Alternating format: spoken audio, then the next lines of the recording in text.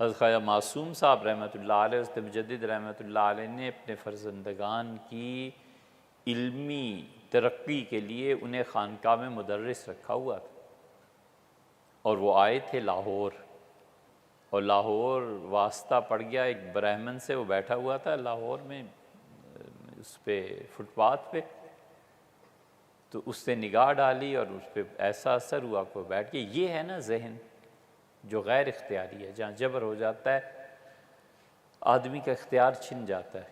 وہ بس بیٹھے اور پھر اٹھے تو وہ مرتد ہو گئے تھے۔ اس نے توحید پہ ایسے اشکالات پیش کیے کہ مفتی صاحب جواب نہیں دے سکے۔ کئی مرتبہ ہوتا ہے ایسے، کئی مرتبہ نگاہ مرد مومن سے بدل جاتی ہیں تقدیریں، کافر کی نگاہ بھی ایسے کام کر دیتی ہے، کبھی آدمی ایمان سے ہی جاتا رہتا ہے۔ اس لیے جو بعض لوگوں کو شوق ہوتا ہے نا کہ ہر جگہ، ہر مذہب، ہر ملت میں دخل دینا، اتنا آسان کام نہیں ہے۔ بسا اوقات آدمی اپنا سرمایہ ایمانی بھی کھو بیٹھتا ہے۔ حضرت کے پاس آئے تھے حکیم نور الدین، حضرت شاہ عبد الغنی صاحب مجددی رحمۃ اللہ علیہ۔ مرزا غلام احمد قادیانی نے پہلا خلیفہ جو اس کا مقرر ہوا وہ حکیم نور الدین تھی۔ حکیم نور الدین کی سوانح ہے مرقات الیقین، ہمارے یہاں بھی ہے لائبریری میں، اسے پڑھنا چاہیے۔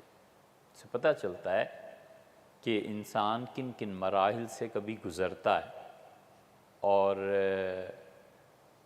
اور یہ جو حق ہے نا، یہ جو سچائی ہے نا، اس میں تین باتیں اللہ کی معرفت میں، یہ تین بہت بڑے امتحانات ہیں۔ صدیقیت کے مقام پر پہنچنے سے پہلے یہ تینوں امتحانات پیش آتے ہیں۔ بڑی بڑی احتیاط، اور شیخ اگر وہ صاحب توجہ نہ ہو تو کئی ایک کو ہم نے گرتے دیکھا اس مقام سے اور تباہی پھر کے۔ ایک جب نفس کی لطافت، نفس جو کچھ، بلکہ یہ کہنا چاہیے کہ نفس کی کثافت برنگ لطافت آتی، جب نفس کی گمراہیاں نیکی کی صورت میں سامنے آتی، یہ ایسا مقام ہے کہ آدمی نیکی سمجھ کے کر رہا ہوتا ہے اور حقیقت میں وہ خدا سے دور لے جاتی ہے، چیز گمراہی پہ مشتمل ہوتی ہے۔ سَنَسْتَدْرِجُهُم مِّنْ حَيْثُ لَا يَعْلَمُونَ، اور ہم دھیرے دھیرے انہیں اس طرف کو لے جاتے ہیں، خدا کی تقدیر غالب آتی ہے، جس کو یہ جانتے نہیں ہیں کہ انجام کیا نکلے گا۔ وَأُمْلِي لَهُمْ، اور ہم ان کو ڈھیل دے دیتے ہیں، اِنَّ کَیدِی مَتِین، اور جب میں پکڑتا ہوں تو بڑی شدت کے ساتھ۔ اس لیے نفس جب اس میں اس کی کثافت برنگ لطافت آئے، اور دوسرا امتحان جو بالکل خدا کے دروازے پہ پہنچ کے اس نے پہلا قدم اب اندر رکھنا تھا اور وہاں سے جہنم کی گہرائی میں جا گرتا ہے، وہ وجود کی وحدت میں تجسیم کا دخل ہے۔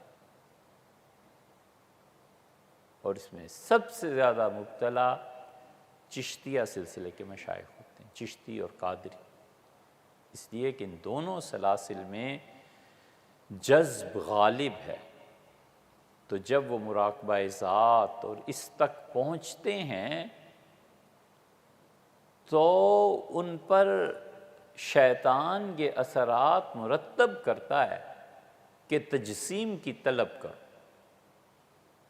اسی لیے یہ تو محدثین فقہا سب نے لکھا ہے کہ موت، حضور صلی اللہ علیہ وسلم نے فرمایا، موت سے پہلے شیطان مختلف طرح سے ظاہر ہوتا ہے اور اسے کہتا ہے کہ عیسائی ہو جاؤ، یہودی ہو جاؤ، مشرک ہو جاؤ، یہ کرو یہ کرو یہ کرو، اور وہ موقع ہے امتحان کا کہ بندہ ایمان لے کے دنیا سے چلا گیا کہ نہیں گیا، اور جب چلا جاتا ہے ایمان لے کے تو شیطان اپنے سر پہ مٹی ڈالتا ہے کہ ہائے افسوس میں ناکام ہو گیا۔ بالکل یہ جو پیش آ رہا ہوتا ہے موت کے وقت، یہ عین اللہ کے قرب میں جب سالک داخل ہوتا ہے تو دروازے پہ کھڑے ہو کے یہ چیز پیش آتی ہے کہ وہ تجسیم کا طلبگار ہوتا ہے۔ علامہ اقبال کا جو شعر ہے نا، وہ بندہ کبھی نہ کہہ سکتا اگر اس سے کچھ پتہ نہ ہوتا، کبھی اے حقیقت منتظر نظر آ لباس مجاز۔ اے حقیقت، اس شعر کو تو پڑھنا بھی نہیں آتا ایسے جاہل ہیں، منتظر پڑھتے ہیں۔ منتظر وہ ہوتا ہے جو انتظار کرتا ہے، یہ لفظ منتظر ہے، منتظر جس کا انتظار کیا جاتا ہے۔ کبھی اے حقیقت منتظر، اے کائنات کی وہ سب سے بڑی ہستی اور حقیقت جو حقیقت وہی ہے، نظر آ لباس مجاز میں، کبھی کسی رنگ میں تو نظر تو آ، تو نظر ہی نہیں آتا۔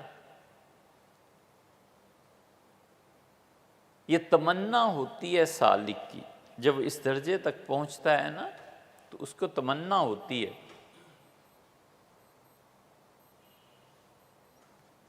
کیونکہ حضوری کا ذوق تعلق باللہ کا خاصہ ہے۔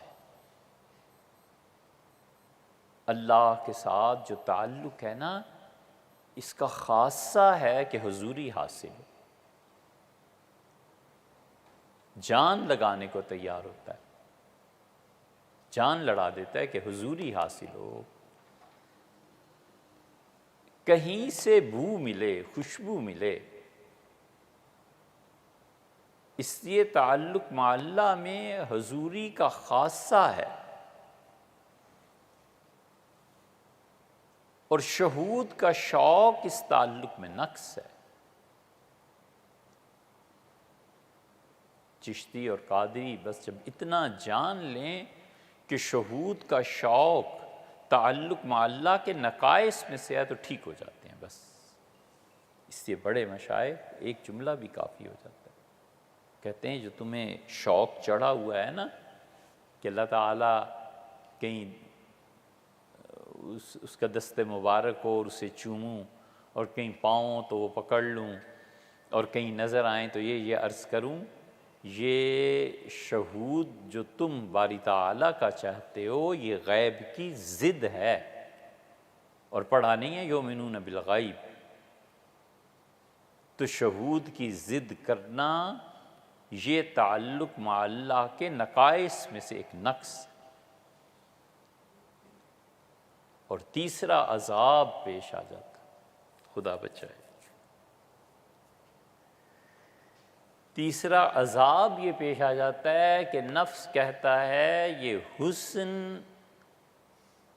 اصلی حسن سے مستنبت ہے، لہٰذا دیکھنے میں کوئی حرج نہیں۔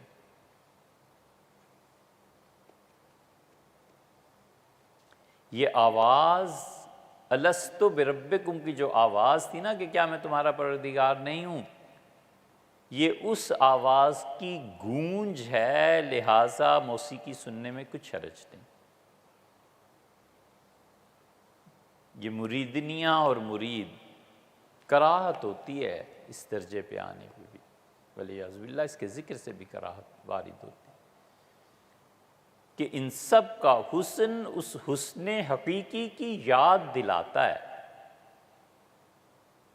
جب یہ گمراہی آتی ہے تو پھر جس کا پہلا قدم اٹھنے کے بعد اب دروازے کے اندر پہنچنا تھا، وہ جہنم کی گہرائی میں جا گرتا ہے۔ اگر اس کا ایمان محفوظ رہ جائے نا بس کافی ہے، صرف ایمان، نفس ایمان بھی محفوظ رہ جائے تو کافی، وگرنہ اس کی تباہی کا کوئی ٹھکانہ نہیں۔ اس کا نفس یہی سکھاتا ہے کہ جس حسن کو تم دیکھ رہے ہو، جس آواز کو تم سن رہے ہو، جس خوشبو کو تم محسوس کرتے ہو، جس رنگ کو تم دیکھتے ہو، یہ سارے حقائق الہیہ سے آئے ہیں، اور حقائق الہیہ کا تو ذکر ہی کوئی نہیں، یہ سب کا سب نفس اپنی تسکین کے لیے تمہیں سکھا رہا ہے۔ اور پھر اس تخیل کے ساتھ استمتاع کرنا، نتیجہ یہ کہ وہ ایمان کفر میں تبدیل ہو جاتا ہے، عین گناہ میں پڑ کے گناہ کو جائز سمجھ کے کرتا ہے۔ اس سے تو فاسق و فاجر اچھا ہے جو گناہ کو گناہ تو سمجھتا ہے۔ یہ کہاں کی ولایت آ گئی؟